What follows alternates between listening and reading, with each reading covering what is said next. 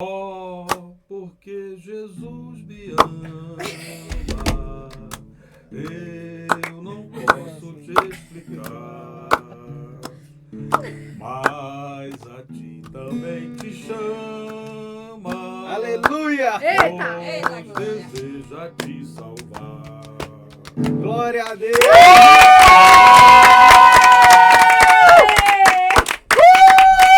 Dá uma palhinha Seja só. bem-vindo a mais um podcast!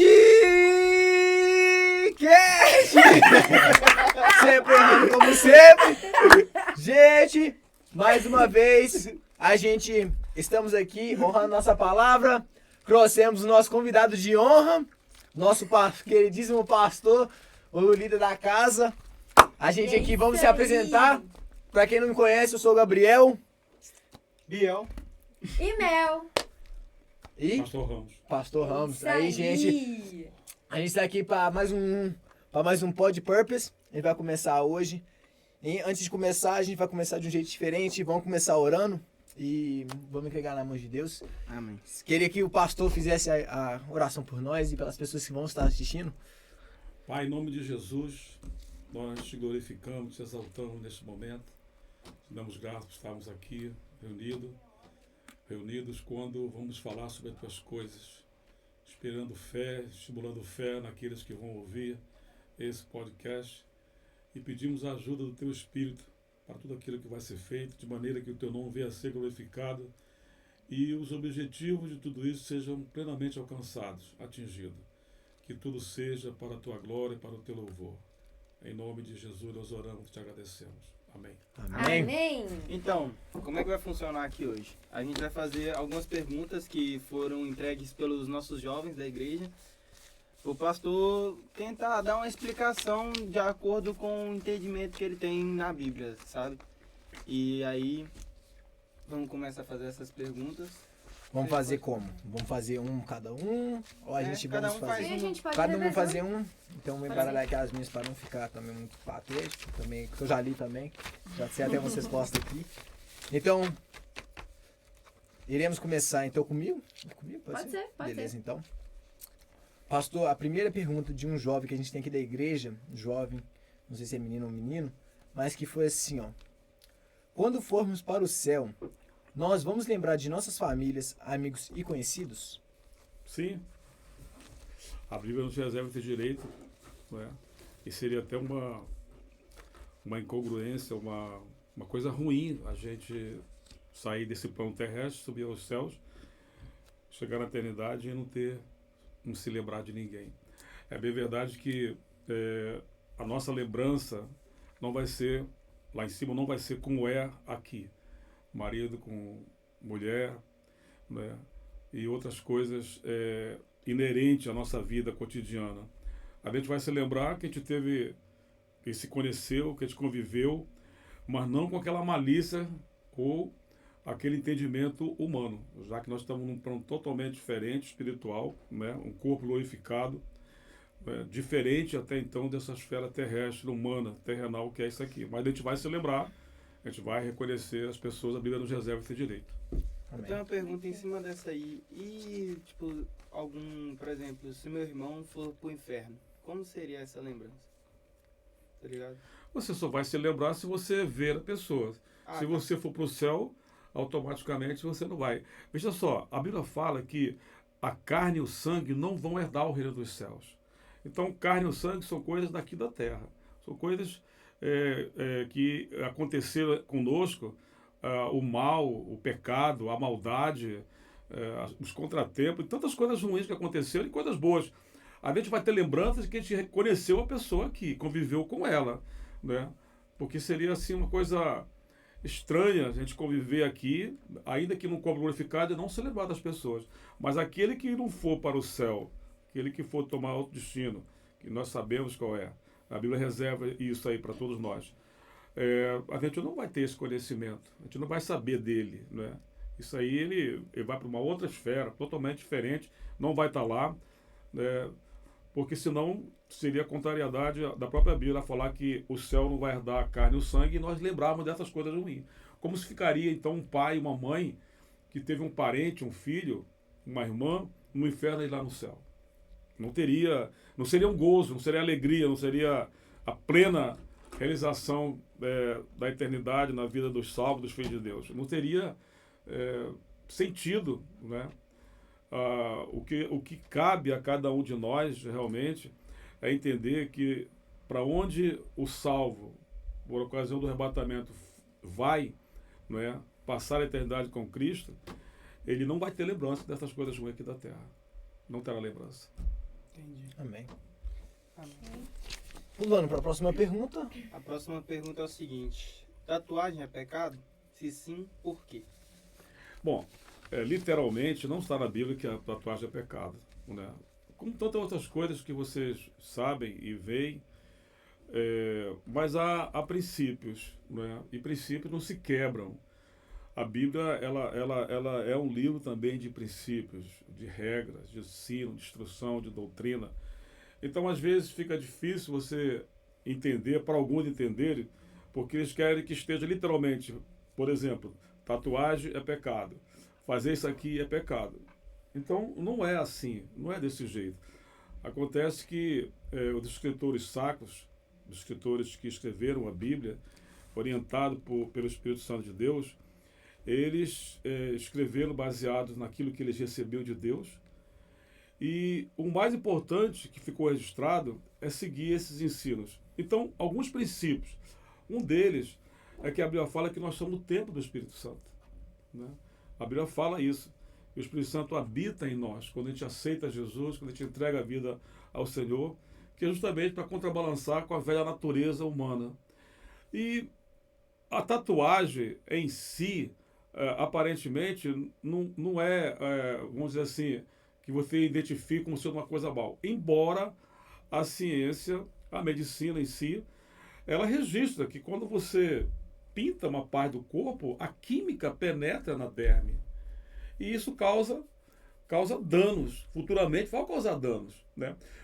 É só nós entendermos uma coisa. Quando você compra um carro e uma peça original é quebrada, o que você prefere? Colocar uma peça original, comprar embora cara, ou comprar uma peça pirata, barata, mas que vai quebrar lá na frente? Uma peça original, para não danificar, não tirar aquele glamour do carro. Originalmente, nós fomos feitos sem tatuagem. Deus não fez nenhum de nós com tatuagem. Ele não fez da gente para marcar o corpo, né?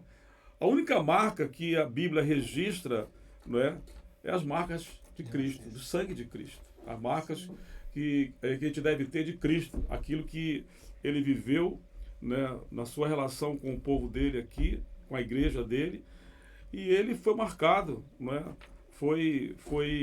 sofreu na sua paixão, mas você não vê essa tatuagem em nenhuma ocasião você vê ela estampada na Bíblia de maneira que você, assim, a Bíblia está dizendo, está amparando, eu vou fazer. Quem faz, né, faz por motivos puramente humanos. Não há uma razão, ainda que a pessoa coloque uma cruz, né, uma cruz, um crucifixo, a figura de Jesus Cristo, supostamente, uma figura com um homem de barba, tal, de cabelos, não tem sentido, porque aquilo ali, ele não interfere nem para ruim, nem para mal, nem para bom. Ela fica ali, né? E o bom de tudo isso, né, é que conforme você veio a esse mundo, gerado no ventre da mãe, né, às vezes tem pessoas que nascem com problemas, com defeitos, né, às vezes sem um olho, com problema no corpo, uma deficiência, paralítico, uma série de coisas. Por que acrescentar então ao nosso corpo, né, algo que não faz parte da gente? Apenas para registrar um momento, algo que eu vivi, algo que eu presenciei, que é um entusiasmo passageiro. É um momento passageiro daquele momento passou, acabou o entusiasmo. Mas ela vai ficar ali. Ela vai ficar ali. Ela não vai interferir em nada. Então, se não vai interferir, se não tem proveito, se não tem efeito, para que colocar? Para ser mais um na multidão, né?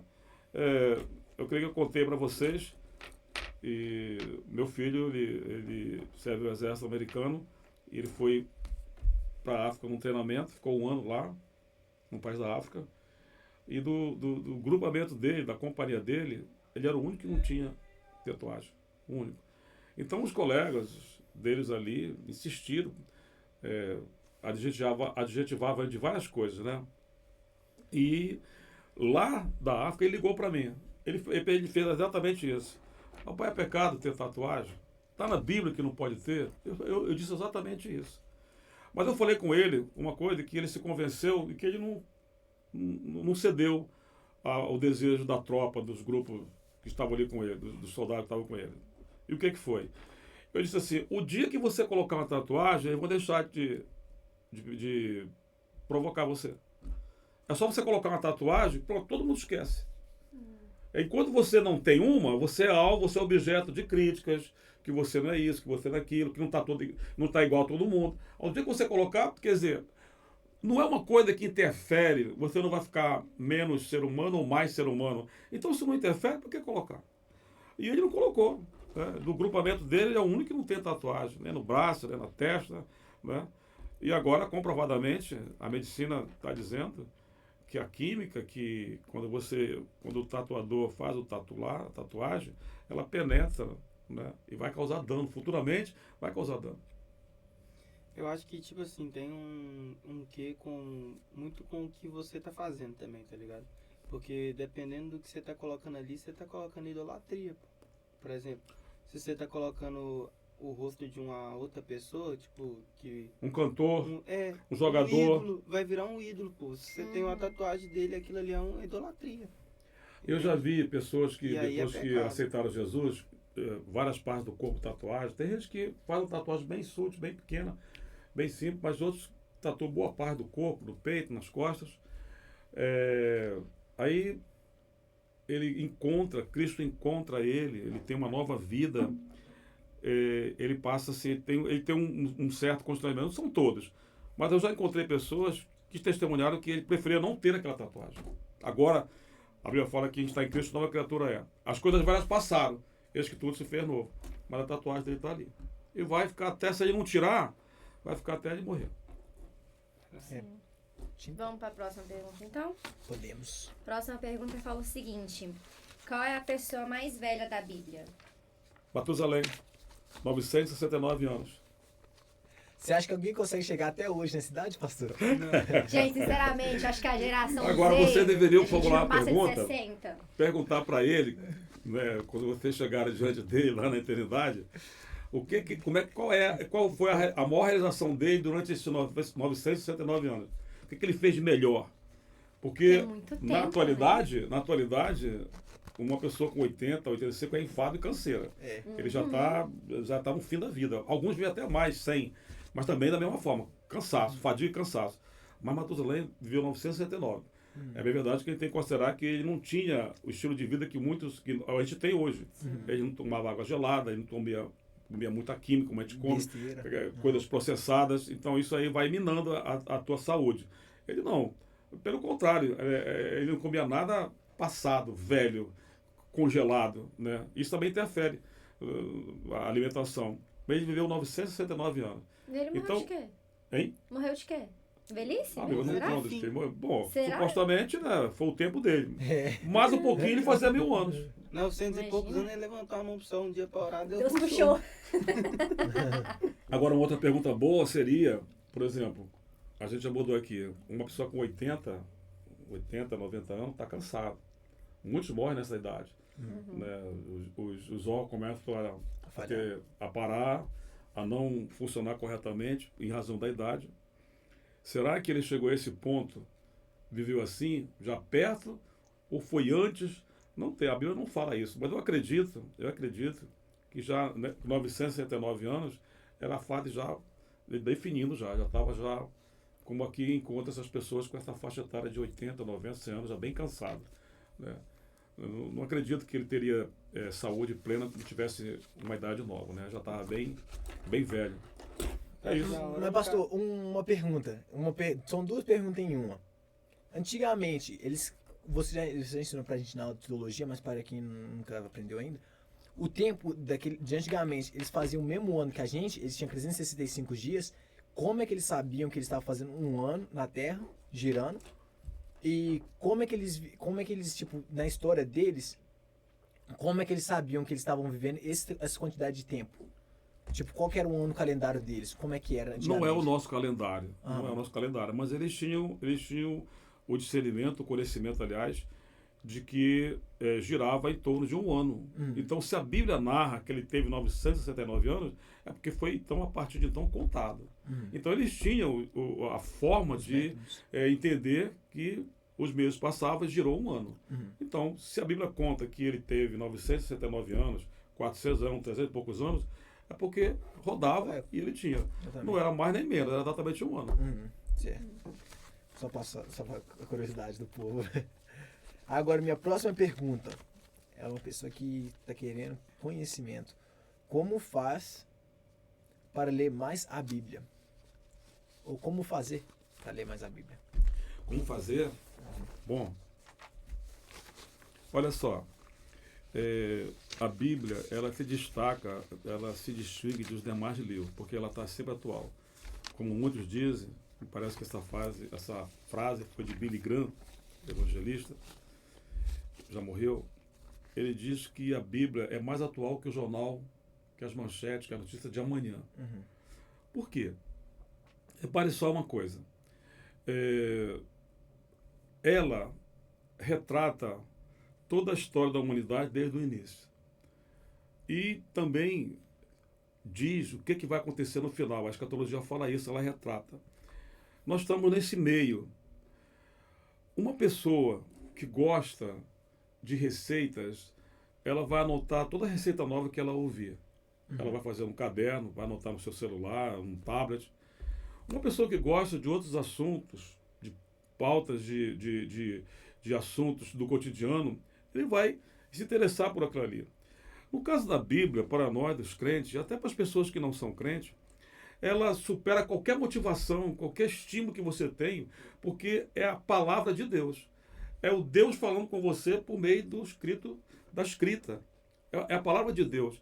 Então, essa pergunta assim, como é que eu faço para ler a Bíblia? É só você aceitar. É só você considerar que a Bíblia é a palavra de Deus. E como ele é onisciente, que ele conhece todos os pensamentos do ser humano, onipotente, ele está em todos os lugares, e onipresente, está em todos os lugares, onipotente, ele tem o poder de saber os cabelos contados da cabeça de todos nós. Por que não se ater a ler, a saber, a conhecer sempre aquilo que Deus já sabe? Veja que muitas coisas, tem um livro, acho que eu já falei com vocês, chamado, eu tenho esse livro, mas ele saiu em várias edições. Ele diz, o título do livro é assim, e a Bíblia tinha razão. Porque ali o autor coloca os adventos que a arqueologia descobre ao longo desse tempo todo, mas que a Bíblia já falou. Ele colocou o nome desse livro, e a Bíblia tem razão, porque ele compara aquilo que a arqueologia descobre nos sítios arqueológicos ao longo desse tempo, em mais diversos lugares, principalmente no Oriente Médio. Aquilo que é descoberto, a Bíblia já está falando muito antes deles saberem. Então, repare, qual é a motivação que você tem, ou a gente quer, para ler um livro que conhece o início, o meio e o fim de todas as coisas. E, mais acima de tudo isso, é a própria palavra de Deus. Ela traz esperança, traz conforto, traz refrigério, traz salvação, traz cura. O que acontece é que o ser humano, ele é muito imediatista. Ele, na hora que ele precisa, ele busca, ele lê, vou ler um livro, viu uma pregação, se entusiasmou, a pregação moveu ele. Mas é um livro para você ler constantemente. Você não precisa ter maiores motivações, maiores estímulos, ser premiado, concorrer a um concurso para ler. Ela deve ser lida constantemente, diariamente, diuturnamente, de manhã, de tarde e de noite, porque é a palavra de Deus. Eu não vejo, humanamente falando, nenhum motivo que supera o próprio fato dela ser a palavra de Deus. Por ela ser a palavra de Deus, ela já é o suficiente para nós termos essa motivação, esse desejo, e ler constantemente. Não só ler, estudar, investigar, buscar, né, conhecer o caráter de Jesus Cristo, que é o nosso Salvador, enfim, tudo isso. E também, eu acho, para complementar mais também na sua resposta, também é o negócio de você buscar o seu Criador. Você, Sim. você tem que ter intimidade com o pai, você tem que buscar o conhecimento. Você não entra dentro da sua casa, se você tiver seu pai lá, sua mãe, você não vai passar lá despercebido e pensar que eles têm comunicação ótima com você. Exatamente. Tem que buscar todo dia conversar com eles e ter intimidade. Eu falei ontem na minha mensagem, acho que você não estava. Quando você busca na Bíblia, busca Deus na Bíblia, você está aceitando, não é, o fato dela ser a palavra de Deus. Quando a gente não lê, quando a gente não busca, a gente negligencia, em outras palavras, está dizendo assim, eu não quero nada com Deus, eu estou distanciado de Deus, eu estou longe de Deus, não preciso ler a Bíblia. Enquanto que, o contrário, quando você busca, você está tendo uma relação mais estreita, você vai passar a entender muitas coisas, não é? Algo que até então nunca foi percebido, nunca foi visto de uma maneira, você vai ver com outros olhos quando você tem a leitura da Bíblia nas tuas mãos, na tua vida, no teu dia a dia. Certo. Ele é o manual do cristão, né? Uhum. Esse aqui tá querendo saber sobre relacionamento. Namoro cristão é namoro corte? Eu não entendi corte, como assim? Então, eu também não consigo Corte- entender direito, não. Tá, vamos explicar então. Vamos colocar aqui. Vamos falar assim. Mas cada igreja tem a sua doutrina. Uhum. E tem doutrinas que falam que você tem que fazer namoro corte. É que você tem que separar e conhecer a pessoa, mas sem beijar. Tipo, eles colocam limites sem criar Bom, namoro relação. curto, é curto então? Não, Ou corte? Não, corte. Pra você conhecer a pessoa. Você só vai mas você não, curtear. mas você não Então, vai, você mas você vai não vai curtindo a namorar a pessoa. pessoa. Você não vai com a intenção de beijar ela, de ficar na agarração Inclusive que vocês não pra têm cair contato. no pecado. Pra você ter Entendi. menos contato, mas sim mais convívio, mais experiência pra viver com a pessoa. É o Bom, famoso eu isso que você está esperar. falando, hoje em dia isso é impossível. Que as pessoas elas querem ter contato uma com as outras. É. Mas vamos por parte. Não tem na Bíblia a palavra namoro. Uhum. Você não vai encontrar ela. Né? Tá O errado. relacionamento começa já com o casamento. E na realidade, se você parar a pensar, vamos imaginar dois adolescentes ou dois jovens na igreja que se conhecem e, conforme o linguajar popular, tem uma química. Né? Uhum. Você tem ideia que seja, mas um gostou do outro, começa a conversar e namorar. Qual é a perspectiva de tudo isso aí? Né? Por quê?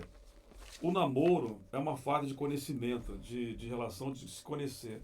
Ele não é uma fase de intimidade, uma fase de conhecer o corpo de ambos. Não é isso. É uma fase de conversa, uma fase de saber o outro, examinar e ver se aquilo tudo ali está dentro da direção da vontade de Deus. Os jovens não devem, eu penso assim, não devem ter relacionamento nenhum sem que Deus avalie. É claro que é uma decisão pessoal, a gente não vai botar isso na conta de Deus. Ele dá essa liberdade para a gente. Mas até isso eu acho que deve ser consultado. Há muitas igrejas que proíbem o namoro de adolescentes, de jovens, né, na igreja. A não ser que eles firmem um compromisso e dali partem para o casamento. Mas nem isso é seguro. Nem isso é seguro. Então, pelo fato de não ter, não é, essa situação, e a vida que nós levamos hoje, ela é muito pautada pelo conteúdo, né, pelo visível, por aquilo que você está contemplando. Nem sempre o relacionamento de namoro vai dar aquilo que as pessoas, ou mesmo até o que eles pensam. O mais certo, né, eu não acho também que o jovem deve esperar tanto tempo para casar. Não acho. Né? Pelo contrário. Uma jovem e um jovem que vive na direção de Deus e eles estejam orando, né, sempre ao Senhor, e colocando essa causa, certamente isso vai propiciar isso a eles, tanto um quanto a outro. E diante de Deus não há nenhuma restrição, nenhum nada a pessoa ter esse namoro. Né?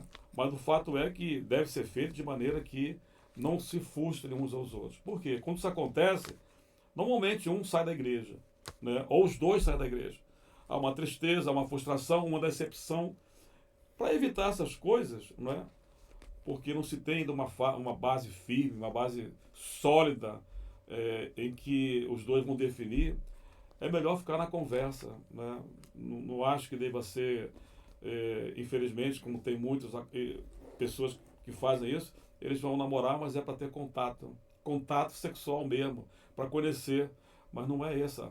Não é essa o que a Bíblia fala para a gente, o que ela reserva para a gente.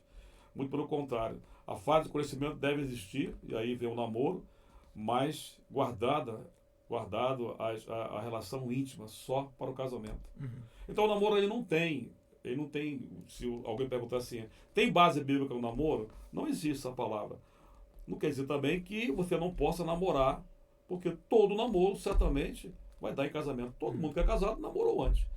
E sendo cristão, tem um ponto maior, mais positivo, de fazer isso aí de forma reta e que o casamento não tenha mancha, não tenha mácula e Deus possa honrar.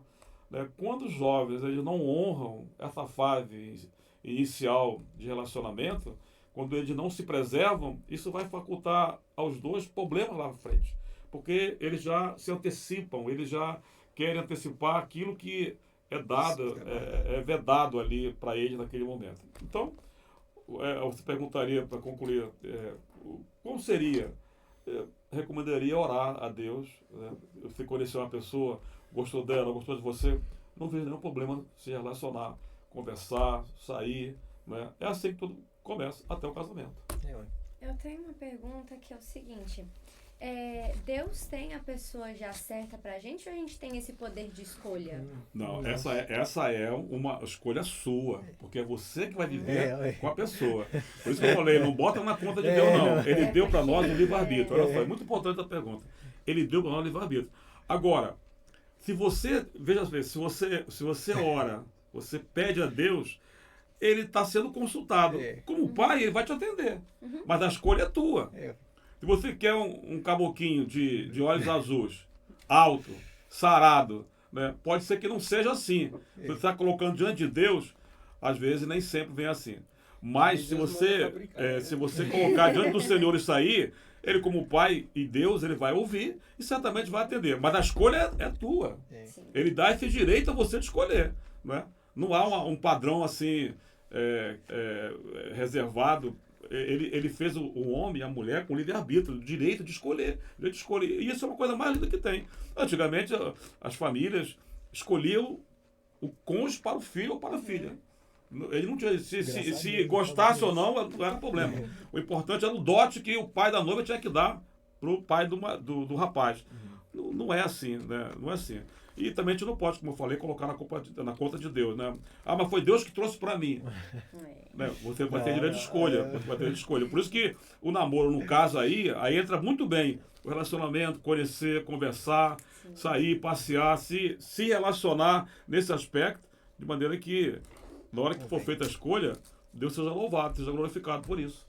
Sim. E também você tem que andar com a pessoa com o mesmo propósito que você. A mesma visão. A mesma visão. É por isso que a Bíblia, aí, um dos princípios bíblicos é que não há comunhão entre luz e trevas. Uma pessoa que não teme a Deus, uma pessoa que não conhece Deus, uma pessoa que não tem uma experiência com Deus, e se relacionar com uma pessoa que é crente, que é salva, que está escrito o nome dele no livro da vida, é complicado. Muito difícil. Porque um vai puxar para um lado, o outro vai puxar para o outro. E a corda vai arrebentar. É mais ou menos igual o papo que a gente teve semana passada sobre amizade. Sobre amizade. Se não tá no mesmo propósito, Tá. um vai tirar o outro do trilho. Verdade. Então, vamos lá que a próxima é um pouquinho polêmica. Por que fumar é pecado, sendo que o pecado é o vício em fumar e o mesmo com a bebida? Todo vício é pecado. Todo vício é pecado. Não importa qual seja o instrumento que é objeto do vício. Não é? Hoje se pega muito nisso porque alguns pregadores do passado fumavam e bebiam. Tinha esse hábito. Mas na realidade, se você parar a pensar, o costume, né, a avidez por certas coisas, torna-se, se você não for equilibrado, não tiver controle, ela vai se tornar um vício. Aí o pecado é justamente você se deixar ser dominado pelo vício. Por quê? Quando uma pessoa é dominada por um vício, qualquer que seja ele, ela é escravizada. Ela já não tem mais domínio sobre aquilo ali. Por exemplo, o cigarro.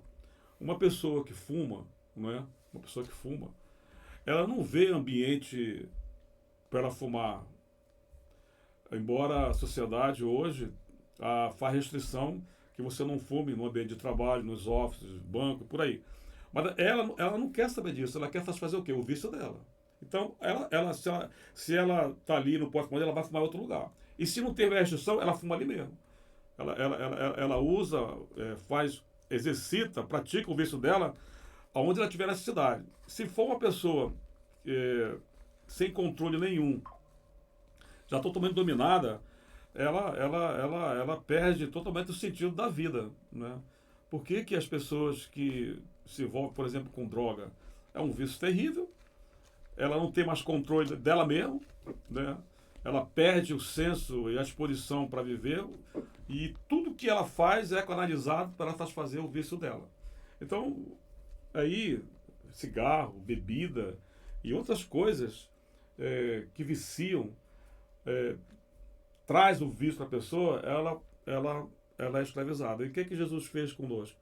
Ele quebrou as algemas que a gente vivia preso, né? Paulo chega a dizer que algumas coisas a gente outrora vivíamos preso nisso aí, no pecado, e vícios e paixões. O homem liberto, ele não vai procurar algo para ser dominado, né?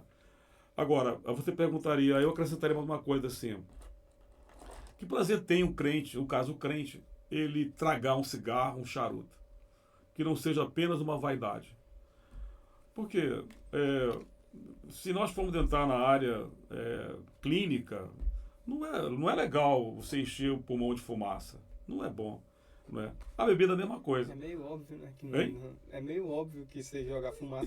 Então veja só, além disso, além do vício que você passa a ser escravizado por ele, há o problema médico, né? Que lá na frente, no caso do cigarro, o alcatrão, não é? vai afetar a tua saúde, os pulmões principalmente, a tua resistência física vai ser diminuída, vai ser minada com o tempo.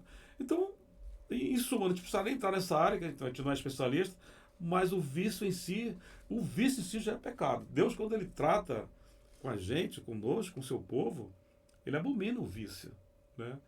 E o vício, podemos comparar ele a uma idolatria, entendeu? Se é que podemos. Porque é uma coisa que escraviza a pessoa não tem visão, ela não tem cabeça, não tem coração, a não ser para aquilo satisfazer a vontade dela. Então, o fumar mais ou menos não é o pecado, mas é quase impossível uma pessoa fumar e não começar a viciar. Ninguém consegue fumar um cigarro hoje e daqui a 2 meses fumar outro. Por quê? Você quando fuma, você quando ingere aquilo ali, você está acostumando o organismo com aquilo que não serve. Então o organismo, eu não fui criado para isso. Ele vai falar para você no teu cérebro: eu não fui criado para isso. O pulmão vai dizer: eu também não aceito fumaça aqui não. Como é que é esse negócio? Mas você insiste, a pessoa insiste, vai botando para dentro. Daqui a um pouco está tudo acostumado. Vai virar um vício. Uhum. Aí que entra a parte que aí você é abunindo, que Deus não gosta, parece que você está viciado. Pois é. É diferente. Não é pecado, mas você fica viciado, aí se torna um pecado. Sim. Que não também te convém. Próxima pergunta. Se você está em santidade, só que aí você peca na hora que Jesus volta e não dá tempo de se arrepender, o que acontece? Que pergunta terrível. Essa pergunta nós já fizemos Quem foi que demais. fez isso aí? Essa pergunta aí nós já fizemos demais, pastor. Não sei não, pastor, que mesmo. Rapaz, agora para responder isso é complicado. Viu? Mas vamos lá, olha só. A santidade é você viver separado do pecado, das coisas desse mundo. Eu perguntaria: você consegue? A gente consegue, claro. Nós temos o Espírito Santo de Deus, temos a palavra de Deus, temos o próprio Senhor que nos ajuda. Agora, a Bíblia diz que quem está em pé tome cuidado para que não caia. É meio arriscado a gente querer determinar que na hora que Jesus vier, a gente pode pecar e não subir. Veja, primeiro, por parte, nós não sabemos a hora em que Jesus vem, né? Porque se soubéssemos, a gente teria um outro comportamento. Então a gente não sabe. Então a santidade, viver em santidade, andar em santidade, tem que ser um estado de vida. Tem que ter um estado de evitar tudo aquilo que pode impedir de eu subir no arrebatamento.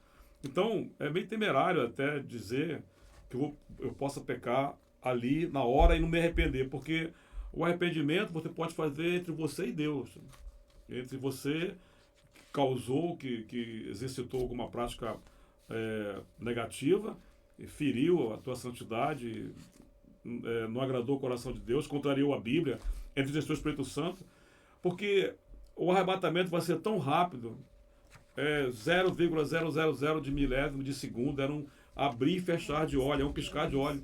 Então, o camarada, se ele pecar, ele não vai pecar nesse segundo, ele já vem pecando antes. Uhum. Ele vem pecando antes, porque ele não vai saber a hora que Jesus vier. Ele não sabe. Como é que ele vai, nessa hora aí, detectar que ele está em pecado, que foi nessa hora que Jesus vai vir? É complicado entender tudo isso. Uhum. Então, o que é recomendável é viver o estado de vida em santidade com Deus, andar com Deus, né, uma vida reta, e evitar qualquer queda, qualquer deslize, qualquer escorregão. Eu acho que para ampliar mais também a resposta do senhor, negócio que você, quando você está em santidade, que nem eles estão, a pergunta foi, se você está em santidade, só que você peca na hora que Jesus volta. Mas o negócio da palavra santidade é um negócio que te incomoda quando você peca. É um negócio que começa, quando você peca, quando você fala uma mentira, já começa a sentir no coração. Aí o que você faz? Você já sente que é errado e você já confessa. Aí você se arrepende. Você não tem como ter santidade, você mentir Continuar do mesmo jeito. e continuar do mesmo jeito. Você não tem como. Aí E você aí não tá na também você santidade. não sabe se nesse momento Jesus está voltando. Exatamente. Por causa tem que o ser rápido. arrependimento, o seu arrependimento tem que vir Tem que na ser hora. rápido. Por causa que Imediato. tem que Imediato. sua santidade te incomoda com Cristo. Se você está com santidade com Cristo, se você está buscando o Espírito todo dia, se você está buscando viver santidade, você não tem como você ficar ok com o pecado. Algum negócio te incomoda. Não dá para conviver. Não Uma tem pessoa como. que anda em santidade, conhece a Bíblia, conhece Deus, tem experiência com o Senhor, qualquer deslize que ele tem, ele já rapidamente procura sair daquela situação. Exatamente. Né? Se arrepende, pede perdão a Deus, volta ao estado que está, embora o pecado tenha efeito, mas ele não permanece naquele estado, naquela situação. E o coração próprio, quando você faz um negócio desse aí, que nem ele está falando, quando você peca, você já sente o arrependimento, você já começa a pedir perdão. Pelo que você já sabe, a consciência sua, você já sabe que é errado. O Espírito Santo incomoda. O Espírito Santo te incomoda. Isso. Mas Então, eu acho aí não que tem... essa resposta, eu acho que Jesus Cristo deu ela em parábola, que foi a parábola das 7 virgens. Se a botija não tiver cheia de azeite, a lamparina não tiver acesa, É. vai estar no céu. Muito bom. Aí tá vendo? É. Aí, Mas elas negligenciaram. elas iniciaram. Elas tinham que ter azeite, sabiam que não tinha azeite, foi pedir para o outro. Numa hora, não é? Aí está enquadrado nisso aí. Elas estavam preparadas e as outras 5 não estavam. Entendeu? E na hora que Jesus voltou, elas não tinham azeite. Não importa a hora, se com isso tiver aí, olha, apagado. por um bom tempo. Adormeceram, sonharam, acordaram. Eis o noivo. Jesus, o noivo chegou. Aí quando elas foram ver, não tinha azeite. Aí foram pedir. Elas estavam convivendo com isso aí, olha. Negligência. Não foram prudentes. É, exatamente. Tem forma certa de orar? Bom, a Bíblia apresenta várias posições de oração. Deitado, sentado, em pé, né, curvado, com o rosto no chão. Aí vai depender de quem está orando, intercedendo, né? Deus aceita a oração, não a posição. Muita gente, às vezes, por exemplo, uma pessoa que está enferma no hospital ou em casa, ele não tem questão de ajoelhar, nem ficar em pé, vai lá deitado. Alguns oram antes de dormir, já deitado na cama. Aí a posição não é tão relevante nesse caso, mas é a oração em si, sincera, né, uma oração fervorosa, independente da condição que você está. Jonas orou dentro do ventre do peixe. Qual é a posição que você acha que ele estava? Todo encolhido, por causa que não tinha Eu jeito. calculo que ele estava em pé, porque Senão ele o peixe ele estava toda hora para lá e para cá, o ventre dele não deveria ser grande, junto com algas e outras coisas que o animal comia, que estava em estado de putrefação. A água, e deveria ter ar, porque senão ele não respiraria. Ele deveria estar num sufoco muito grande. Ele orou em pé mesmo, no desespero, na aflição, e aí a posição não interferiu muito. Deus ouviu a oração dele e mandou o peixe vomitar ele. Né? Então, nessa hora aí... Agora, a posição no templo, né, com reverência, e aprendemos assim, e é um costume bom, um hábito bom, orar de joelho. Quando se começa o culto, ora-se em pé. A oração antes de começar o culto né? Alguns não querem porque dói o joelho, ora sentado, mas o importante de tudo isso é exatamente a oração, mas não pode esquecer a reverência, né? Reverência por Senhor. Sobre oração, eu tava conversando com minha prima outro dia sobre oração, esses dias para trás, e a gente tava falando sobre também outro tipo de oração individual e o clamor em coletivo. Aí a gente tava conversando sobre qual que é a diferença, tá ligado? Da individual pro coletivo. Aí tem uma passagem na Bíblia que fala que se a nação se o meu povo se humilhar e se dobrar diante de mim... Segunda Crônica 7:14. É isso. Aí, tipo assim, eu mas acho aí, que... eu não sei se eu tô correto, Deus, mas... Deus está falando com o povo para se humilhar, né? Orar, buscar a face dele, ele vem e vai sarar eles, a terra deles. A oração, o clamor, se dá quando há o ajuntamento. Por exemplo, a igreja, há uma necessidade, uma pessoa, uma causa que a igreja tem, e o líder apresenta para o povo. Ali vamos levantar um clamor, vamos bradar aos céus. Ali é coletivo. Eu acho que o clamor ele tem um poder de mover os céus ali, tá ligado? Tanto o clamor individual como o coletivo, né? Mas claro não tem uma força maior, você acha, não? Não, porque aí não vai dar oração, mas do Porque, receptor. é um monte de gente pedindo ao mesmo tempo, né? Não. Aumenta o sinal, Porque senão a gente vai encher o estádio para orar. Né? Mas daí não depende do orador, mas do receptor. Não existe oração poderosíssima mais que outra. Existe Deus Todo-Poderoso que ouve a oração, isso sim. Porque muita gente, vou fazer uma oração aqui poderosa. Que oração é essa? Que A minha oração é sua, Que oração é essa? Você vê orações na Bíblia, orações curtas, e elas teriam efeitos. Né? Elias orou e o sol parou. Elias... Mas tem um pouco a ver com o orador, sim, não tem não, pastor? Porque, tipo assim, você tem que ter um preparo diferente para orar e o sol parar, por exemplo. Mas esse é o posicionamento com Cristo. Ele ouviu Deus, aí no caso aí, ele ouviu a oração de um mortal. De um ser humano. Né? Ouviu a oração. Então, a gente tem que entender quem vai receber a oração. Né? Por exemplo, um grupo aí, uma religião, ora aos santos, que não tem voz, que não tem ouvido, tem feito pelo homem. Essa oração vai ser respondida? Eles dizem que são respondidas, mas não são. Não são respondidas. Porque quem responde a oração é quem está vivo. É quem ouve. Né? Mudo, que não anda, que não tem vida, não pode responder a oração. A oração de um justo pode muitos seus efeitos. Claro, o clamor motiva, estimula, mas o receptor, que no caso Deus, é o que importa, né? Receber a nossa oração. Amém.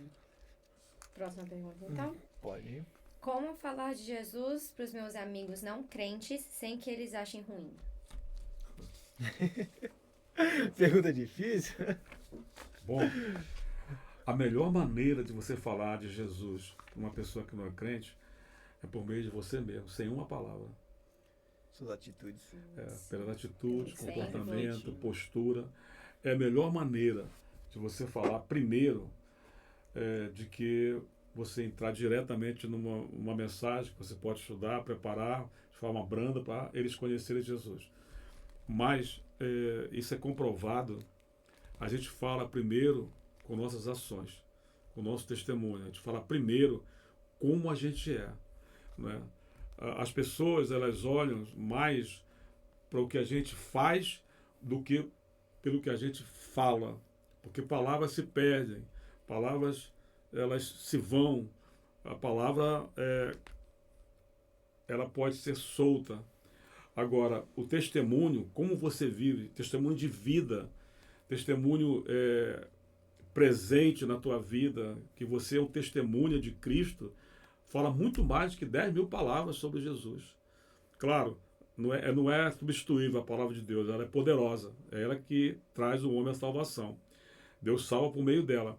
Mas no caso aí, por exemplo, vocês têm colegas, devem ter colegas terríveis.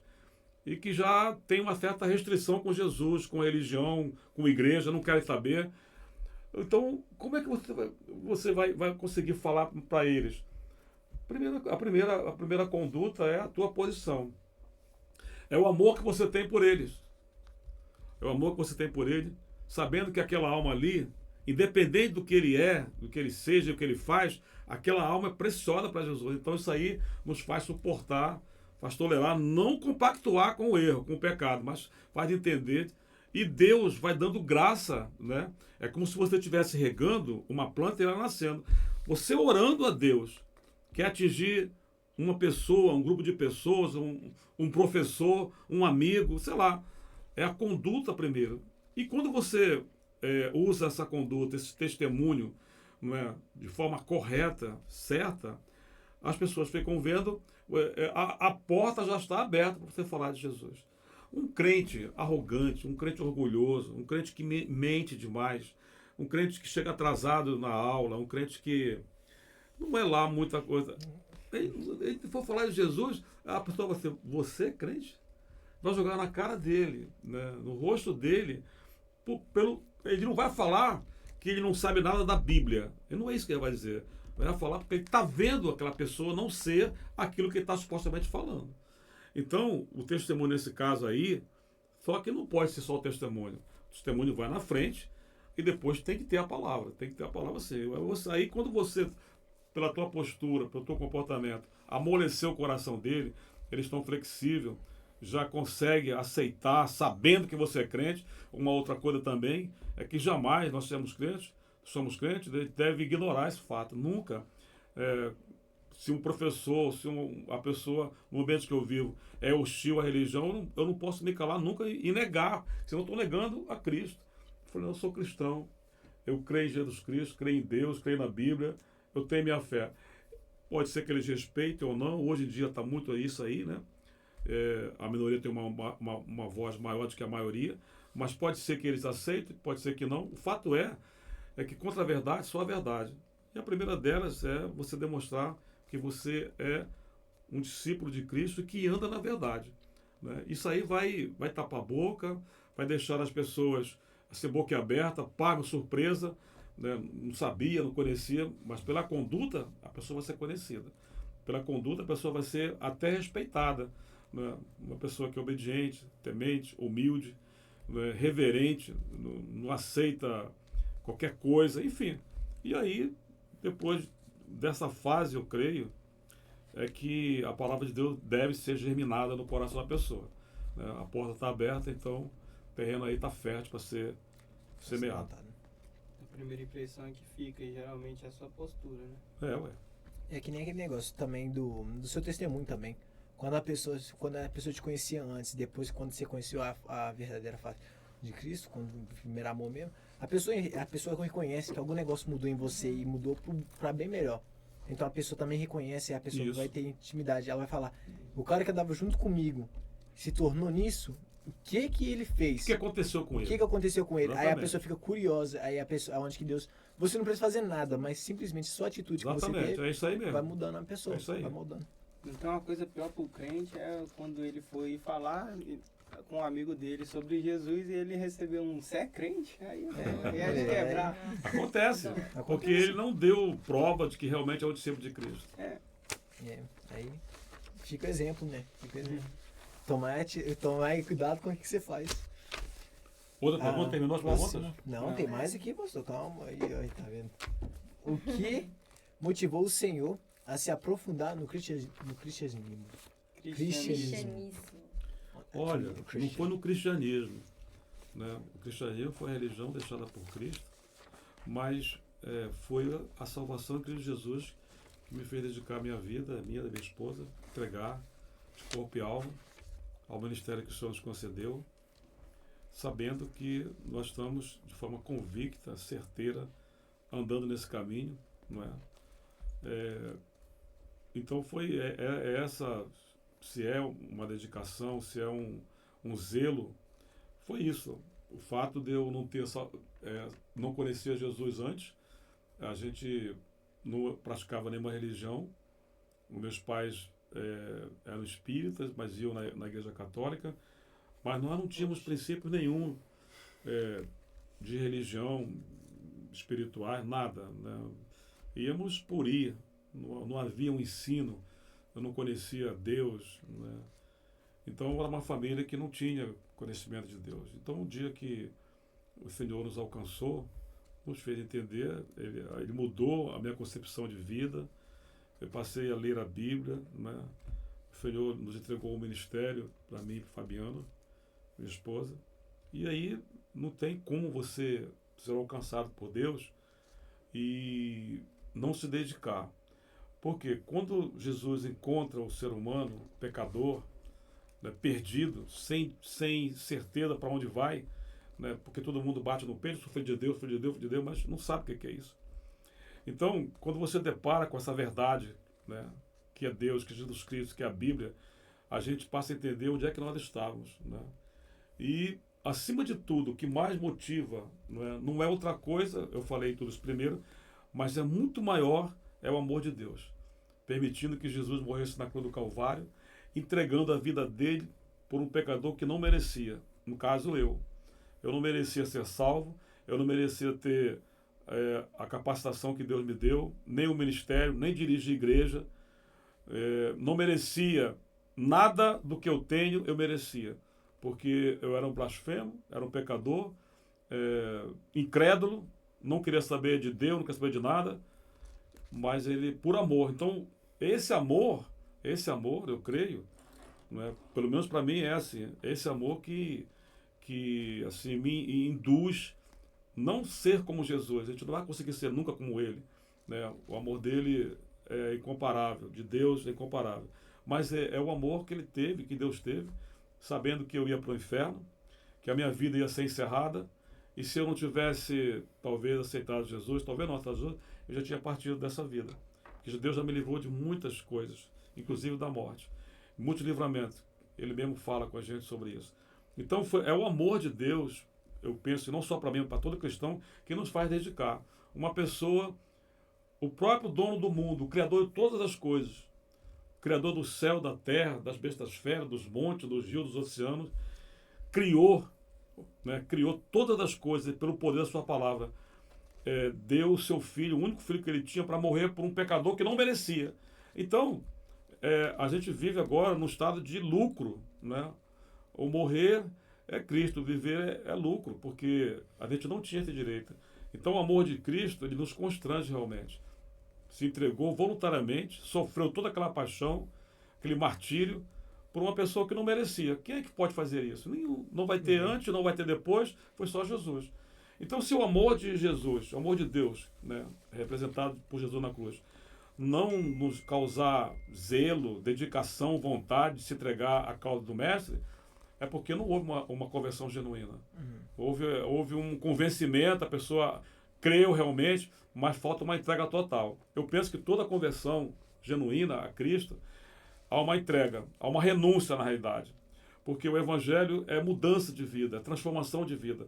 Não tem como a pessoa aceitar Jesus, crer no sacrifício de Cristo e permanecer do mesmo jeitinho, no mesmo vício, na mesma forma de viver, querendo praticar o mesmo pecado. Aí não há conversão. Então, na realidade, é o amor de Cristo que nos fez dedicar, entregar a nossa vida e não renunciar a tantas coisas que a gente tinha no mundo. Uma pergunta, pastor. Eu não sei se isso aqui pode ficar para outro episódio ou se você pode dar um testemunho rápido. Mas como é que foi o seu encontro do primeiro amor? Bom, como foi a sua experiência? é demorado, né? Mas... Não, deixa com Seria pra bom próxima. seria Aí eu vou ter que ter pelo menos uns 20 minutos. Beleza. Depois a gente traz o senhor aqui, aí pode trazer até a pastora também. Isso, isso será melhor para ela. Contar. Será melhor. Aí Aí vai a ser gente os bota uma dois cadeira aqui, ela vai ajudar. Sim. A segunda, a seguinte. O senhor acha que o avivamento está acontecendo com as igrejas? Não acho não. Eu também acho que não. Você acha? Acho que não. Eu acho que Não não. acho não. Agora, o que significa na realidade para vocês avivamento? Eu acho que quando o avivamento vier, vai ser algo próximo do que aconteceu no antigo avivamento. Atos 2. Aham. Olha só, Eu acho que vai ser um... Não, às vezes cria-se uma polêmica muito grande, Mas vamos por parte. Essa palavra avivamento, ela é muito comum na Igreja de Cristo, né? E para alguns é apenas um movimento depois de um culto ou de uma vigília, e, enfim. Mas olha, eu penso que avivamento mesmo é você voltar ao estado que foi deixado lá atrás. Então, quando você pergunta se a igreja está no avivamento, eu acho que não, porque a igreja ela não deve se apresentar ou se evidenciar. Quem deve estar evidenciado é Cristo. E hoje o que mais tem evidenciado na igreja é escândalos. Uhum. Entende? Então, o avivamento, ele produz santidade, ele traz a gente de volta para a Bíblia, entendeu? O avivamento que você viu ali no livro de Esdras, não é? Foi que o povo estava totalmente desviado, tinha voltado para a terra dele, vindo de Babilônia, e eles estavam se entregando, casando com pessoas ímpias, pessoas que não eram judias, não eram judeus. E Esdras, como sabe disso, a Bíblia fala que ele arranca o cabelo de tanta indignação. E o que fez isso aí? Eles foram ensinar a palavra de Deus, a lei do Senhor, né? Eles começaram a ensinar o povo. Por quê? Eu entendo que avivamento é você voltar às Escrituras. Quando você volta à Escritura, você vê que muita coisa que você está andando, levando, está acompanhando você deixa de lado. E eu falei em escândalos, por quê? Muitas coisas, muitos motivos de escândalo que acontecem na igreja, eles acontecem, eles ocorrem por falta de observar a doutrina bíblica, observar. O que vai na frente é a vaidade da pessoa, daquele que estão envolvido, de uma igreja, de um líder, de um obreiro. Então vai a vaidade dele, vai a vontade dele, entendeu? Vai o desejo dele, que não está em consonância com a Bíblia. E isso aí causa desgaste, além de afastar as pessoas. Isso não é avivamento. O avivamento é você evitar exatamente isso, voltar à Bíblia, viver uma vida de santidade, fazer a vontade de Deus, não a tua, mas a vontade de Deus. E aí sim, né, você se sente avivado, não pelos motivos que te cercam no mundo, mas avivado pela presença de Deus, pelo conhecimento das Escrituras, por estar numa relação íntima, próxima, estreita com o Espírito Santo. Aí sim, há um avivamento. Quando as igrejas voltarem, né, fala-se muito em oração para trazer o avivamento. A oração, nesse caso, ela entra como intercessora para que Deus traga tudo isso, né, ao bom termo.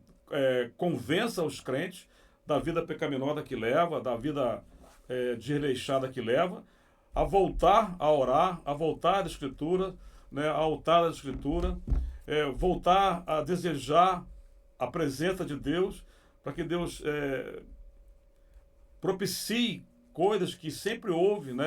Ela fala aqui, propicie formas, maneiras de a gente viver constantemente esse avivamento. Então, eu não acho que a igreja está vivendo. É claro, a gente não vai generalizar, tem parte da igreja que vive sim o avivamento, uma parte local, mas de uma forma geral eu não vejo isso. Eu não vejo isso. Pastor, o pessoal fala muito do avivamento com algo próximo do que aconteceu na igreja primitiva, que eu esqueci, tem um nome do evento que teve, que o Espírito Santo... Pentecoste. Ele, como se aquilo fosse acontecer novamente, tá ligado? Algo daquele tamanho. Não, aquilo não foi um avivamento, aquilo foi o cumprimento de uma promessa. Está lá em Joel 2. Aquilo foi o cumprimento de uma promessa de Deus, não é? E isso, aconteceu lá no livro de Atos, mas aquilo não foi... podemos entender até que depois daquilo ali houve assim, né, não um avivamento, mas uma obediência, porque Deus queria que eles saíssem e anunciassem o Evangelho de Cristo. E estava todo mundo ali. Depois de receber tudo aquilo, aquela capacitação do Espírito Santo que Pedro fala, narra, quase 3.000 pessoas aceitaram Jesus, depois mais um número assim considerado, mas eles ficaram ali em Jerusalém. Eles ficaram ali. Então veio a perseguição, a dispersão, e cada um saiu e anunciou. Então a gente pode entender que, baseado nisso, houve um avivamento forçado. Um avivamento forçado, um avivamento em que as pessoas sentiram que agora era aquele momento. E Deus usou aquela situação, aquela perseguição do Império Romano sobre eles, e eles saíram, anunciaram, e o evangelho foi difundido naquela ocasião, né? Tem uma profecia para se cumprir em cima da nossa geração, que eu acho que é a última geração, né? Que é tipo Joel 2:28, acontecerá que depois que eu derramarei meu espírito sobre toda a carne, vossos filhos profetizarão, vossos velhos sonharão, e vossos jovens terão visões, até sobre os servos e sobre as servas derramarei meu espírito naqueles dias. Aí fala mais o resto. Você acha que esse avivamento está próximo de acontecer? Esse é Joel Mas 2, isso, né? isso já se É, cumpriu Joel em Joel 2. 2. Mas aí Joel 2. Em Atos Joel 2, 2, aliás, isso em já se Atos. cumpriu. Mas essa palavra de Joel, que você acabou de ler, ela se cumpriu, o início dela foi ali em Atos, mas ela vai ser cumprida sempre, porque aquilo que ele profetizou, as visões que os velhos, os jovens, né, e as profecias, isso está acontecendo. É claro que para alguns isso já cessou, já acabou, para os sensacionistas, eles não creem. Mas para nós que somos pentecostais, isso é uma constante. Né? A gente crê, a gente tenta a experiência da nossa igreja, né? As visões, tem revelações, tem profecia, tem cura. Não é? Claro que tudo isso não suplanta a Bíblia. Eles estão abaixo da Bíblia. Tem que estar de acordo com o que a Bíblia fala. Mas esses dons, eles continuam em evidência. Não é? E foi o que ele profetizou. Eles continuam em evidência e até a volta de Cristo vai acontecer. Então é um cumprimento, ali começou, e ele está se mantendo até a volta de Cristo. E o negócio também pode se complementar com o avivamento das igrejas. É um negócio que a gente tem que parar mais de trazer os negócios também do mundo para cá, por causa que a gente tem que ter a presença mais de Deus. A gente tá tentando buscar tantas coisas lá de fora. As novidades, né? As novidades, os tópicos hoje do top dos trends, que nem a gente fala hoje em dia para os jovens. A gente tenta buscar tanta coisa lá do mundo que a gente se esquece que a maior coisa que a gente pode ter o avivamento Exatamente é a presença. Você tem que trazer a presença primeiro para você trazer. A gente tá pensando, o revivamento, Deus vai mandar do céu. Não, mas o povo tem que clamar, o povo tem que buscar. Tem que buscar. Não tem como. E não tem coisa melhor para uma igreja, para um servo de Deus, ele sentir a presença do Senhor. Sentir Deus ali perto dele, estar com ele, confortando, consolando. Né? Não só a Bíblia nos proporciona isso, mas também em oração a gente buscar a presença de Deus. O crente sai do natural, né? Fala em línguas estranhas, chora, né? Enfim. Tem mais? Você quer fazer a sua última para depois eu fazer a minha última? Eu acho que... Você já tá na última? Acho que, tipo assim, a gente tem que buscar mesmo e ter um preparamento para viver o avivamento, né? Porque, tipo assim, não adianta nada a gente querer viver o avivamento se a gente não sabe o que é sentir a presença de Deus, tá ligado? A gente tá pronto para receber a presença. Porque... Se usa muito essa palavra avivamento. Por exemplo, quando uma igreja ou uma região está tendo muita salvação de almas, há um quebrantamento, entendeu? E há tanto assim a manifestação da presença de Deus, então se utiliza, eu acho correto isso aí, né? Mas você repara que são pontos isolados, não é uma coisa constante, São pontos que acontecem aqui, demora um tempo, acontece ali, né? E o verdadeiro avivamento, ele deve acontecer dessa forma, como está se falando, deve ser geral, porque o corpo, a igreja é o corpo de Cristo. Então, não vai ser um fortalecimento apenas para um braço, para uma mão, para um membro do corpo, mas por todo o corpo, entende? A igreja toda tem que ser objeto desse avivamento. Okay. Agora, a última pergunta, A sua última. A última de todo mundo. Então a última do Gabe, depois eu Então, qual sonho José interpretou para o faraó? José? Qual o sonho? Qual sonho José interpretou para o faraó? Mas é Ele mais de viu um. 7 vacas magras e 7 vacas gordas. Sim. Depois ele viu também as espigas cheias de milho e as fracas, as que não tinham. E aí esse sonho ele não teve o discernimento. E José, como tinha o discernimento, Deus usava ele nessa área, vamos dizer assim. Ele revelou o sonho, dizendo que seriam 7 anos de fartura, as 7 vacas gordas e as espigas cheias, e as 7 vacas magras, fracas, e as 7 espigas dessa forma, seriam um período também de 7 anos, que viria escassez. Então, qual foi o Seca. conselho? Veio o discernimento e o que deveria ser aplicado. A condicionar todo tipo de comida, grão daquela época, não é? De maneira que quando chegasse os 7 anos de escassez, aquilo que foi guardado suprisse a necessidade do povo. As Assim que foi necessidades. feito. Então esse sonho aí bateu em cima, aconteceu religiosamente, rigorosamente, e Deus foi glorificado por isso. O sonho foi esse. E aí ele foi selecionado para ser governador. Bom, Isso foi antes, né? Ah, não, foi depois. Foi depois. Foi Depois que ele revelou Depois o ele sonho. falou, o José recomendou que ele deveria colocar uma pessoa que soubesse administrar essa questão de guardar. E ele falou assim, não tem outra pessoa que não seja você. então falou, então segura essa bola aí. Já que você já revelou, foi já que preparado você- para isso. Já que você Preparado pra revelou, isso. você vai agora. Beleza, a última minha então, que é: você acha que existe tempo certo que um casal cristão tem que ficar junto até o casamento? E quais o seu pensamento sobre um relacionamento centrado em Cristo deve ser? Como é que é a Você meio que pergunta? respondeu isso, né?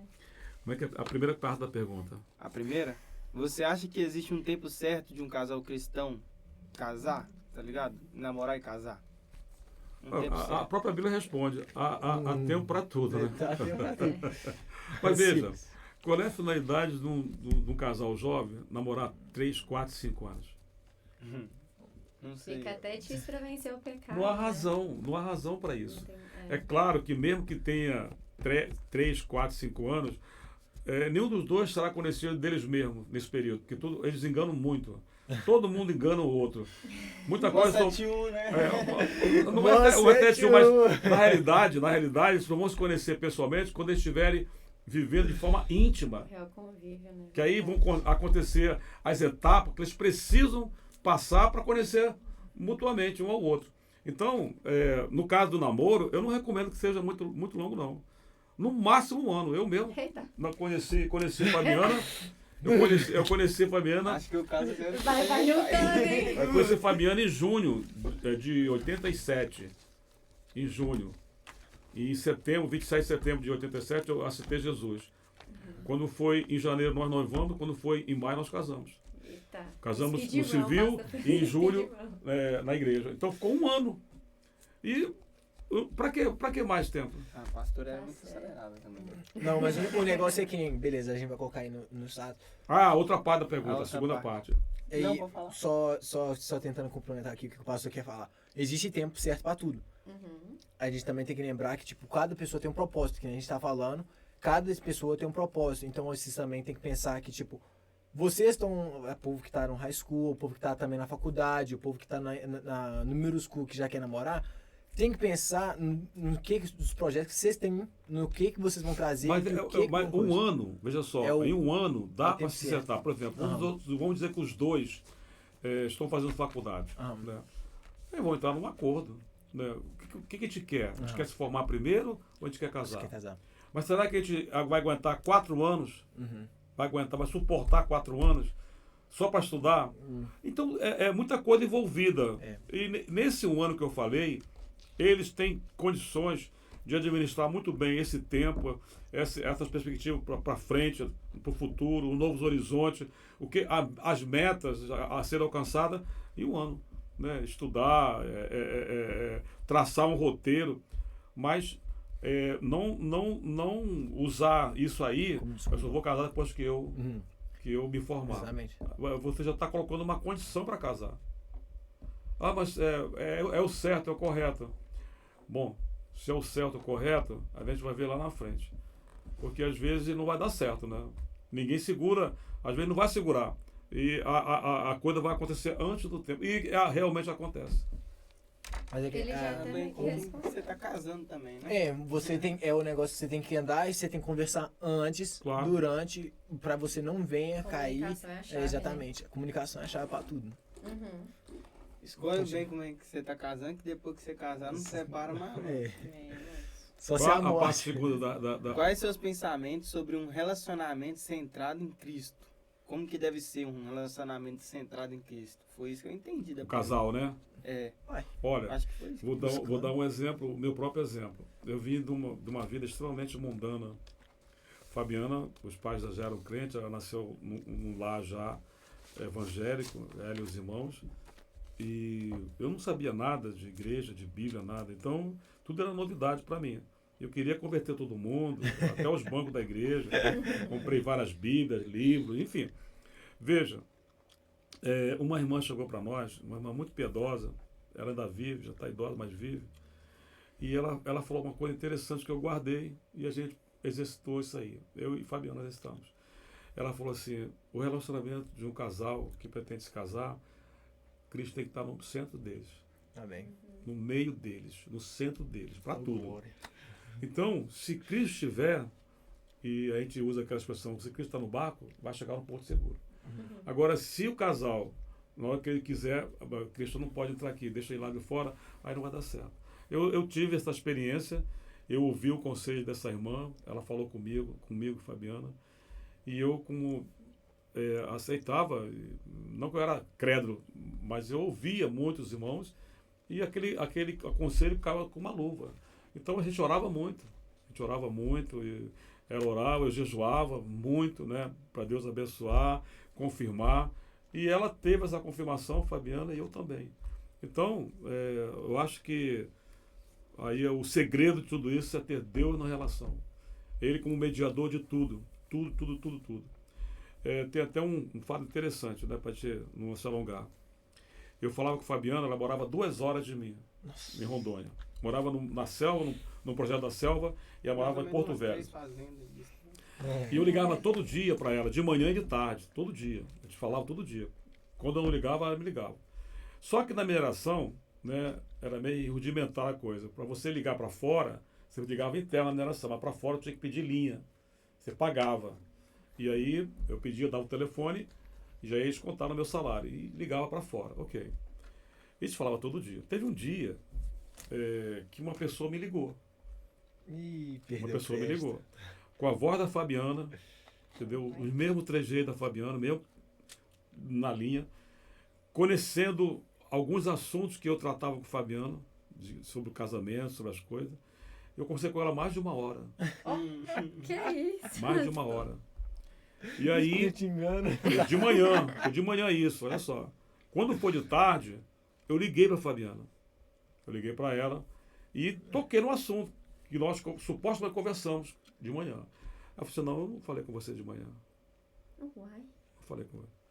Você pode perguntar para ela numa reunião dela dos jovens, pode perguntar como a pessoa que se passou por ela parece que sabia toda a conversa. Fabiana não tinha nada a esconder, não tinha nada demais, mas conversa só entre namorados, coisa só de namorados, de família, a pessoa sabia. A voz era dela, ela me chamava do mesmo jeito que a Fabiana fala, eu já chamava ela de Binha, e ela entendia completamente tudo.